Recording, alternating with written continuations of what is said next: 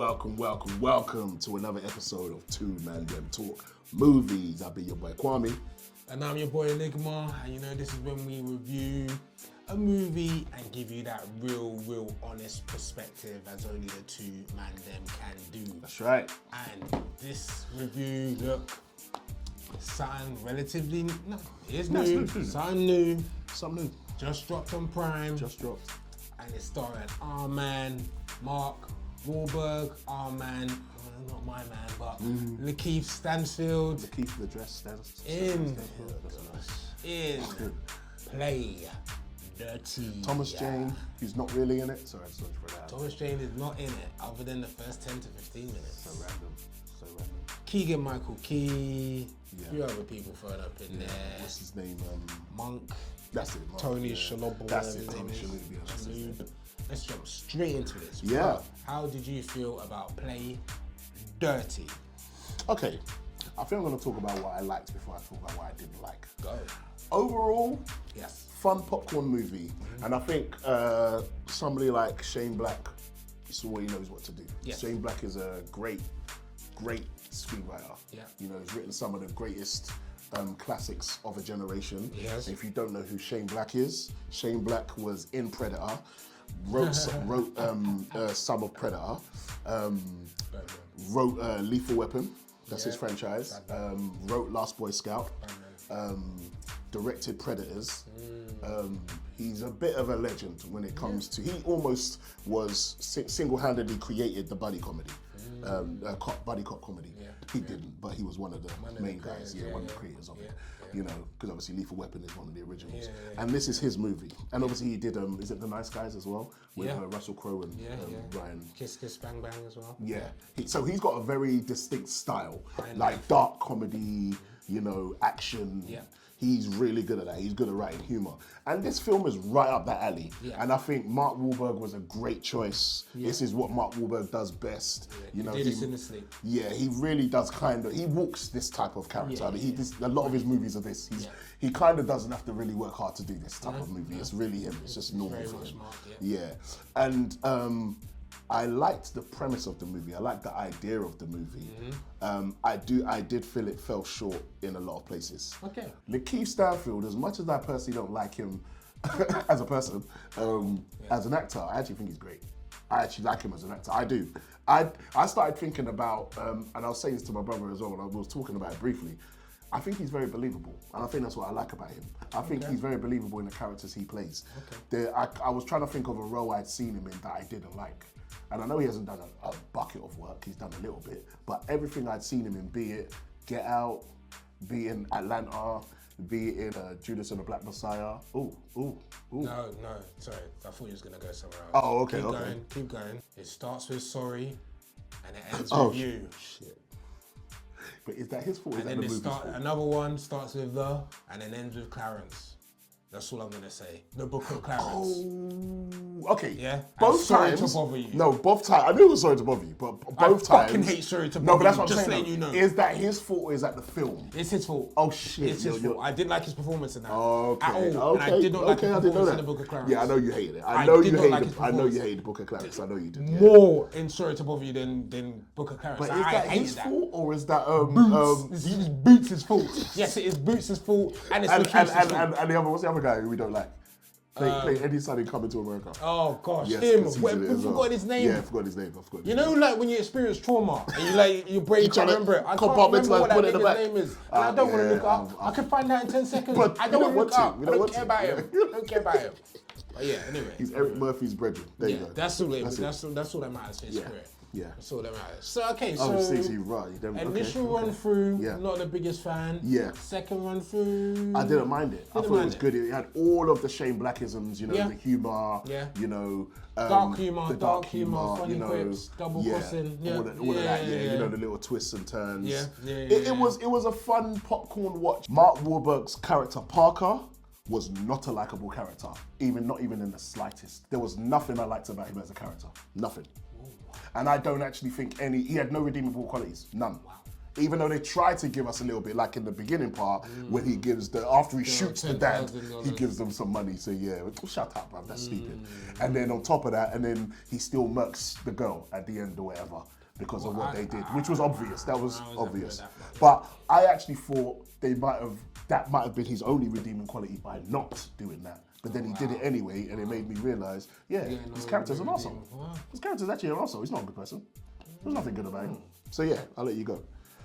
Look, bro, I mean, again, you've covered a lot of the things that I did have problems with. Okay. But I think I liked it a bit more than you did. Okay. I actually, really kind of liked it as a double-cross stroke heist movie. I've not been too happy with Mark's most recent film, so it was good to see Mark kind of playing Did Mark you see the Wahlberg. one you put out before this? Which one?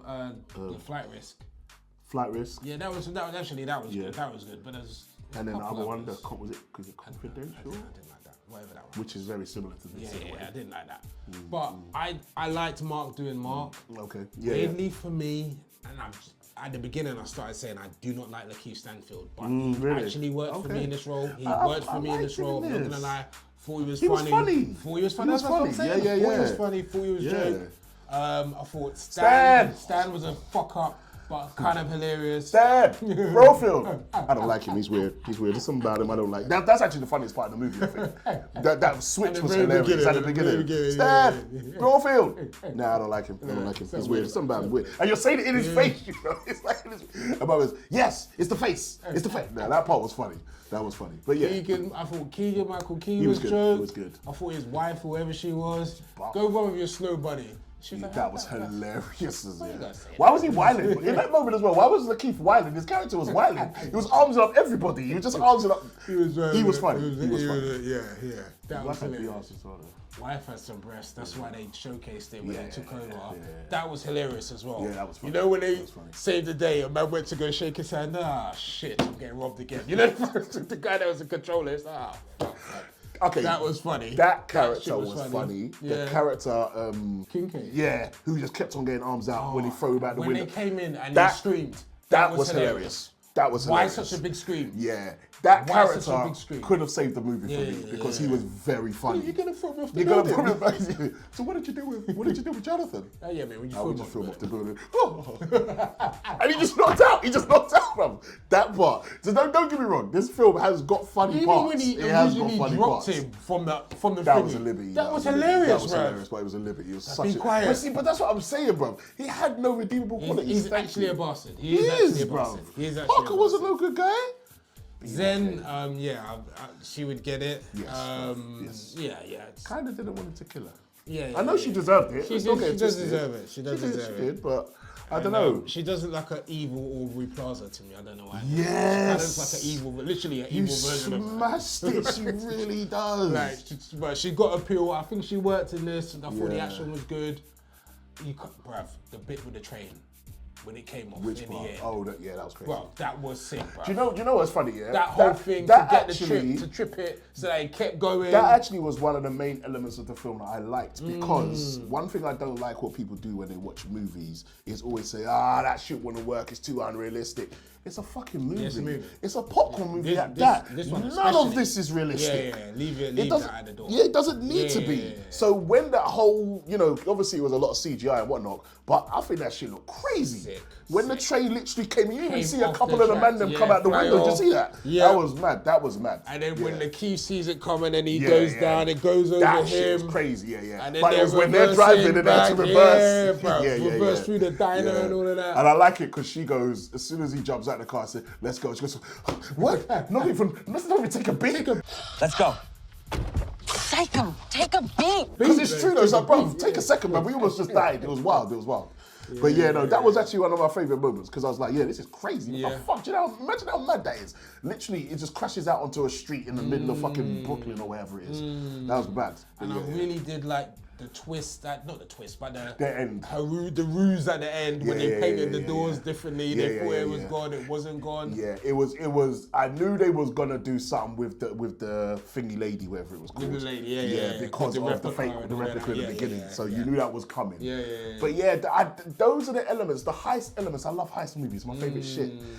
It's just like there was just certain things that, like I'm saying, I think it's mainly because of him. The main character he had no redeemable qualities. You're supposed to like the lead. Okay, look at. I used Last Boy Scout as an example. Yeah. Last Boy, because obviously another Shane Black movie. Bruce Willis's character's an arsehole, but he's got redeemable qualities. Yeah, that's a good comparison. Do you know what I mean? But Parker just didn't. He didn't. I was trying to think, where am I going to see him do something nice? He didn't. For someone. He didn't. He never did. What did you think of my man from Guardians playing Phineas Paul? I can't remember what his first name is. The black guy, the billionaire. Oh my God, I forgot his name as well. Yeah. When Stan was when we thought Stan was actually drunk, but that part was because his face. When he's just talking him to death and shit. That was funny. Serious. That was drunk, bro. He's a good actor. That guy. Yeah. He's good. Anything you see him in, I think he's believable. Yeah, he is. He's one of them guys. I did like him actually. I did. I feel like it got a little bit messy, a little bit muddled towards the end when they was kind of explaining how he was the face of buying the stolen products to really give it back to that general who was running the country. It got a bit messy at the end. A bit too much. It was a bit unnecessary. It's like, guys, keep it simple. To overthrow the president and all that. Yeah, all of that. Because if you notice, the guy who ended up replacing him, who was part of the girls' team, Zen's team in the beginning, after a while, we just stopped seeing him. Yeah. Do you realise that? Yeah, literally. We just stopped seeing him. Why wasn't he part of the rest of the heist? No. It's like... He literally showed them the replica, basically, and then we saw him at the end on the TV screen. Yeah, on the TV screen. President. Yeah. So that's what I mean when there was those elements that I kind of didn't like. So those elements as well as, like I'm saying, Mark Wahlberg's character Parker, who's obviously the main character who we're supposed to like. Didn't like him. Didn't like him much. Okay. Bothered me a bit still. So what? Let's get to scores, man. Yeah. Let's get to scores. I give it a solid 7.5. Okay. 7.5. I get 7. Yeah, 7.5. Okay. Yeah, it's above average. Yeah. Above average. I mean, 7.5 is because average is 5, bro. So 7.5 is way above average. Yeah, way above average. Let's be real. That's true. Yeah. I'm gonna go. Just gonna be honest, I'm gonna go 8.5, man. I really enjoyed it. Kind of from beginning to end. I don't really have that many complaints. I hear what all of those things, but for me, it's very much. It's as you said at the beginning. It's Shane Black all over. Yeah, Shane Black. It's popcorn all over. Suspend disbelief. I think you really have to in this type of movie because, as you said, blatant from the horse. As you said, from the horse track, which is really stupid, and would blow your cover anyway. To the amount of raggo shit that he does in front of everyone. That's what I'm saying. Doesn't really make sense. A few times, bro. I feel like it had. Ironically, a throwback to the 90s. It did. It used to happen back in the 90s. And people would get blasted off. And this is Shane Black. And it's so, Black. so he's from that era, so I get it. It felt like a polished, for me, 2025 version of a 90s action comedy, stroke heist. I enjoyed it. I'll be clear. I'll be clear with you, right? I get your 8.5, and I even accept that all of the tropes all of the 80s and 90s tropes that Shane Black brought into this from that era. The only trope I can't accept is the lack of redeemable qualities and character. I understand. With totally. Parker, the character. I appreciate that. I feel like I needed more from Mark Wahlberg's character. Yeah. That's good. The giving the jewels at the end just wasn't enough. It wasn't enough. No. Because right after that, he murks the chick anyway. So So that's why I just need a little bit more. Then he murked the chick because that was the right thing to do. Yeah. He didn't murk her for no reason. True. He didn't. She killed his best friend. His best friend. Yeah. So, which also didn't get developed enough for us to really care that much about him. But anyway. No. Yeah. But yeah. Thomas Jane just gets shafted. Wow, bro. He was in the first 5-10 minutes, bro. Wow, such a waste. Yeah, slightly feel like his wife would have got it too. Though. Anyway, yeah. So that's the movie, man. So let us know what you think. If you've seen Play Dirty, Give us your views, put it in the comments, let us know if you've seen it, what you thought, if you agree with us. Like if you agree with my 7.5, you agree with his 8.5. What do you think? You let us know. And if there's something that you'd want us to review, that you think we should review, like any new movies coming out, and you want our opinion on it, let us know, man. Put it in the comments. Please.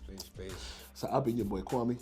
And I've been your boy Enigma, and this has been the two ManDem that talk movies.